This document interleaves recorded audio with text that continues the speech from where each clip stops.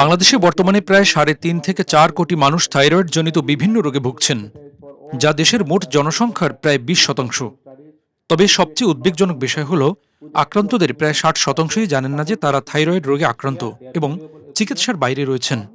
এই পরিস্থিতি মোকাবিলায় জাতীয় পর্যায়ে প্রণীত বিভিন্ন গাইডলাইন চিকিৎসক ও জনস্বাস্থ্য কর্মীদের কাছে পৌঁছে দিতে আজ বুধবার দুপুর ১টায় রাজধানীর সুপার স্পেশালাইজড হাসপাতালের লেকচার হলে এক বিশেষ বৈজ্ঞানিক সেমিনারের আয়োজন করা হয়।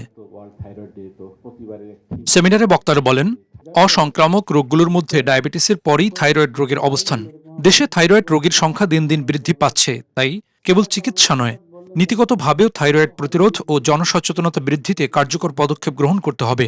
তারা আরও বলেন, থাইরয়েড রোগ নির্ণয় ও ব্যবস্থাপনায় আন্তর্জাতিক মানের গাইডলাইন অনুসরণ করা জরুরি এবং চিকিৎসক থেকে শুরু করে সাধারণ মানুষ সকলকে এসব নির্দেশনা মেনে চলতে উৎসাহিত করতে হবে।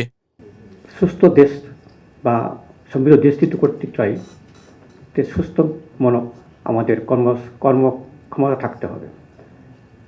সুস্থ কর্মক্ষমতা রাখার জন্য, বলিষ্ঠ কর্মক্ষমতা রাখার জন্য mental performance, physical performance important. সেক্ষেত্রে ডেফিনেটলি থাইরয়েড ফাংশন একটা ইম্পর্টেন্ট বিষয়। এখানে প্রতি অ্যানুয়াল চেক আপে গভর্নমেন্টের পলিসি যেন হয়ে থাকে যে প্রতি অ্যানুয়াল চেকের জন্য থাইরয়েড ফাংশন টেস্ট করা হয়। এই যে পলিসিগুলি দরকার এবং আয়োডিনেশন, এডুকেট আয়োডিনেশন আছে কি না, আন্ডার ইউনেশন বা ওভার আয়োডিনেশন আছে কি না, সেটাও খেয়াল রাখা। সো পলিসি মেকিং আমাদের ভূমিকা থাকতে হবে এখানে।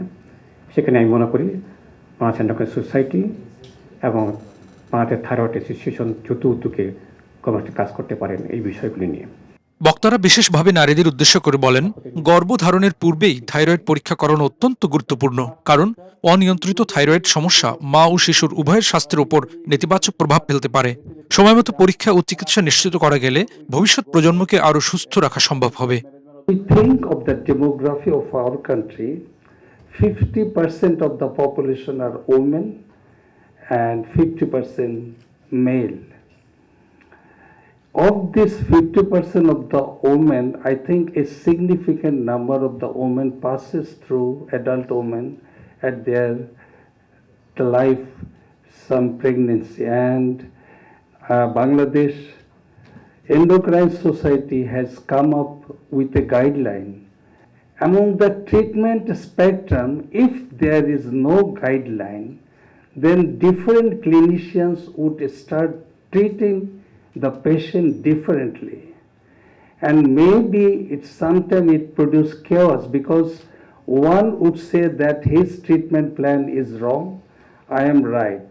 So globally, all the organizations to overcome this dispute among themselves regarding the diagnosis and treatment of the patients, they have developed evidence-based guidelines which has been adopted globally, and that has become a standard practice throughout the medical community in the world.